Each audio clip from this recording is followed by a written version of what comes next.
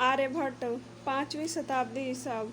आर्यभट्ट का जन्म 476 ईस्वी में प्राचीन कुसुमपुर पाटलिपुत्र या आधुनिक पटना में हुआ था।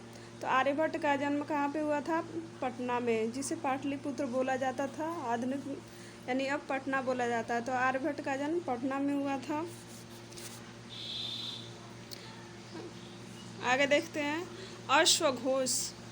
अश्वघोष महान संगीतज्ञ थे, नाटककार थे, कवि थे, दार्शनिक थे एवं धर्मज्ञ थे। तो अश्वघोष क्या थे? अश्वघोष महान संगीतज्ञ भी थे, नाटककार भी थे, कवि भी थे, दार्शनिक भी थे एवं धर्मज्ञ भी थे। पुष्यमित्र शुंग। पुष्यमित्र शुंग ने 38 वर्षों तक मगध पर शासन किया। उसने दीर्घ अंतराल के बाद अश्वमेध यज्ञ करवाया, हिंदू धर्म को पुनर्जीवित किया तथा संस्कृत को राजभाषा बनाया। तो संस्कृत को राजभाषा किसने बनाया था? पुष्यमित्र शुंग ने बनाया था।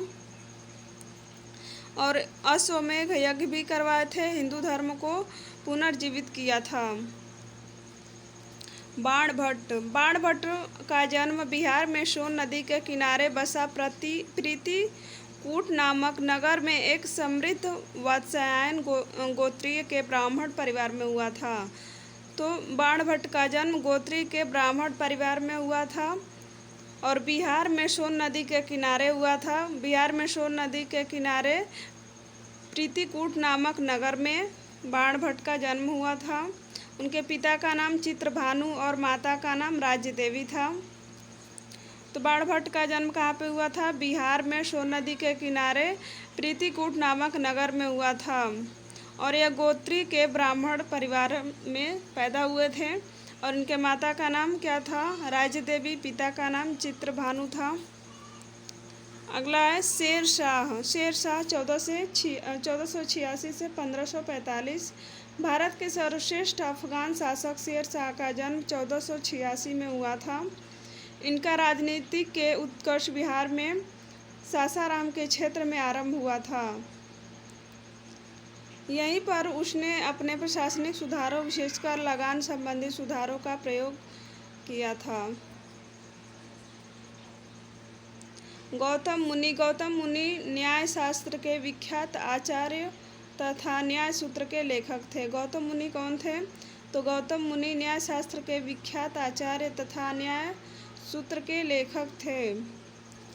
गुरु गोविंद सिंह जी। गुरु गोविंद सिंह जी 1666 से 1708। पटना सिटी में 26 दिसंबर 1666 ईस्वी को जन्म लेने वाले गोविंद सिंह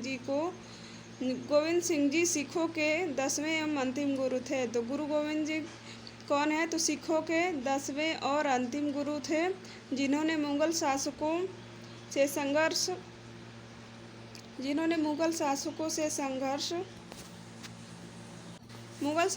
संघर्ष के लिए सिख संप्रदाय को संगठित किया और उनके धार्मिक एवं सामाजिक जीवन में महत्वपूर्ण सुधार लाए।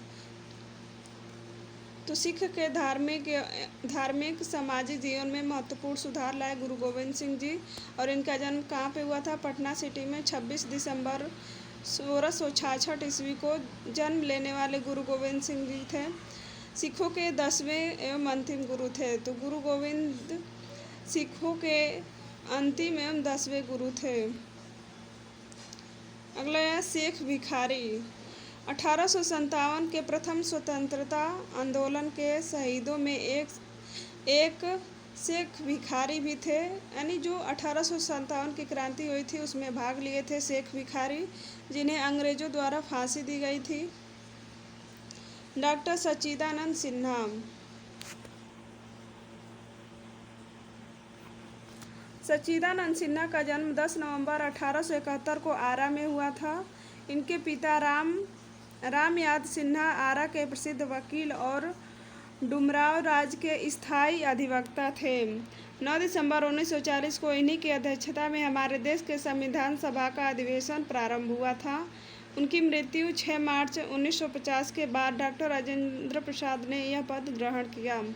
तो डॉक्टर सच्चिदानंद, सबको पता होगा कि ये अस्थायी चुने गए थे, उसके बाद राजेंद्र प्रसाद बने थे।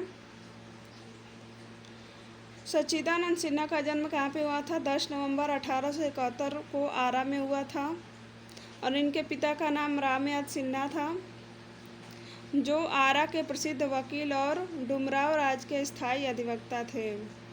अगला, जयप्रकाश नारायण। जयप्रकाश नारायण का जन्म सारण जिले के सीता बदियारा नामक स्थान पर 11 अक्टूबर 1902 को हुआ था। इनके पिता का नाम हर्षु दयाल और माता का नाम फूल रानी देवी था। 1919 में उन्होंने मैट्रिक की परीक्षा पास की है तथा इस वर्ष उनका विवाह बाबू ब्रजकिशोर प्रसाद की पुत्री प्रभावती से हुआ। भारतीय स्वतंत्रता संग्राम में उनकी भूमिका महत्वपूर्ण रही। तो जयप्रकाश नारायण भारत की स्वतंत्रता संग्राम में महत्वपूर्ण भूमिका निभाए थे।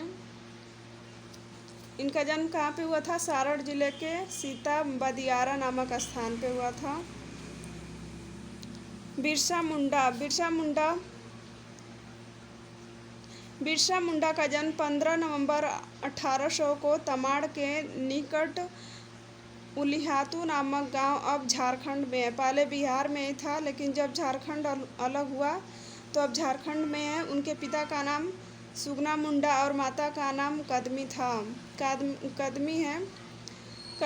3 मार्च 1900 को बिरसा को पकड़ लिया गया तथा 9 जून 1900 को उनकी मृत्यु जेल में हैजा से हो गई थी। तो इनकी मृत्यु हैजा के कारण जेल में ही हो गई थी।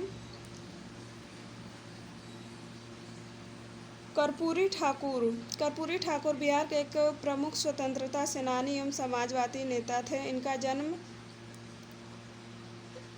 जन्म 24 जनवरी 1921 को समस्तीपुर जिले के पितोझिया गांव में हुआ था। 24 जून 1977 से 21 अप्रैल 1979 तक में जनता पार्टी सरकार में पुनः बिहार के मुख्यमंत्री रहे। 1982 में जनता पार्टी से अलग होकर उन्होंने पृथक दल का गठन किया। 1985 में वह बिहार विधानसभा में विरोधी दल के नेता बने और 17 फरवरी 1988 को उनका निधन हो गया। लालू प्रसाद यादव का जन्म 11 जून 1948 को छोटी फुलवरिया मीरगंज प्रखंड गोपालगंज बिहार में। इनके पिता का नाम श्री कुंदन राय एवं माता का नाम मछरिया देवी था।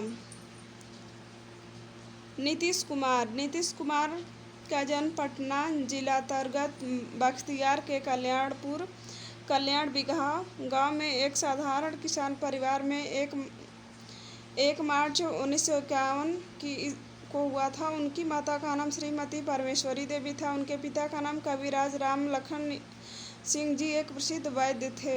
22 फरवरी 1973 को उनका विवाह मंजू कुमारी सिन्हा से हुआ। उनकी एकमात्र संतान का नाम निशांत है।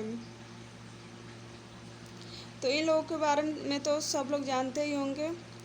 आगे देखते हैं। रामधारी सिंह दिनकर 1908 से 1974। राष्ट्र कवि दिनकर जी की नवीन चेतना और ओर से भरी अधिकांश कविताओं में राष्ट्रीयता की भावना तथा कुछ कविताओं में विश्व प्रेम की भावना स्पष्ट परिलक्षित होती है। तो रामधारी सिंह दिनकर को राष्ट्र कवि बोला जाता है। यहाँ से क्वेश्चन आता है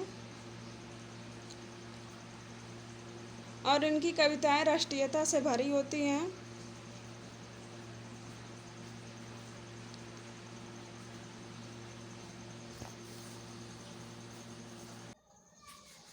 पुरस्कार और विषय। बिहार विषय ग्रंथ। विषय भूमि, प्राकृतिक क्षेत्र, कला और दैनिक जीवन। डॉक्टर ग्रियर्सन पुरस्कार। पुस्तकें बिहार की लोक भाषा मैथिली और मगधी में लिखी जाती हैं। अखिल भारतीय पुरस्कार। भारतीय विषय क्या है? भारतीय संस्कृति, राष्ट्रीय एकता, आधुनिक भारतीय इतिहास, भारतीय साहित्य एवं अन्य भाषाओं का तुलनात्मक अध्ययन। ये पुरस्कार हो गए। और चाणक्य पुरस्कार राजनीतिक विज्ञान के लिए दिया जाता है।